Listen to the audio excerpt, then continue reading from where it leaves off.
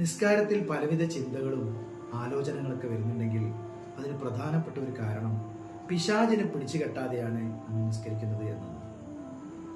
എന്നാൽ വിശുദ്ധ ഖുർആൻ പറയുന്നു, സൂറത്തു നഹ്ലിൽ 98, 99 ആയത്തുകൾ കാണാം, ഫൈദാ ഖറഅത്തൽ ഖുർആന ഫസ്തഇദ് ബില്ലാഹി മിനശ് ശൈത്വാനിർ റജീം. നീ ഖുർആൻ പാരായണം ചെയ്യുകയാണെങ്കിൽ അതിൻ്റെ ഒരു മുഖദ്ദിമയായി, അതിനൊരു മുഖവുരയായി അള്ളാഹുവിനോട് പിശാചിൽ നിന്ന് കാവൽ തേടണം.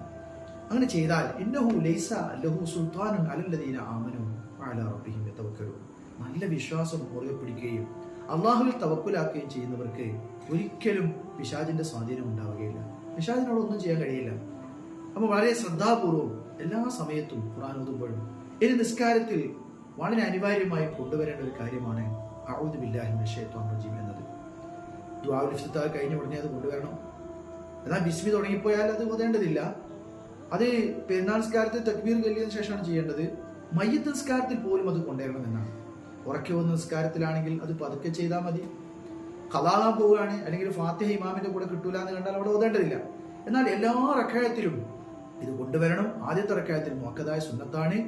അള്ളാഹുവിൽ അഭയം തേടുന്നു, എനിക്കൊന്നിനും കഴിയില്ല, ഞാൻ വളരെ സാധുവാണ് എന്ന് അംഗീകരിക്കലും കൂടി ഈ അഊദു ബില്ലാഹി മിനശ് ശൈത്വാനിർ റജീം എന്നതിലുണ്ട്. പടച്ചവനെ, നിന്റെ പടപ്പായ പിശാചിനെ നീ പിടിച്ചു കെട്ടണം, നീ ശത്രുവായി പ്രഖ്യാപിച്ചിട്ടുള്ള അവനെ നീ നിയന്ത്രിക്കണം എന്ന് പറയുന്ന ഒരു രക്ഷാകേന്ദ്രമാണ്. അത് ചൊല്ലിക്കൊണ്ട് നിസ്കരിക്കാൻ അള്ളാഹു നമ്മെ അനുഗ്രഹിക്കട്ടെ.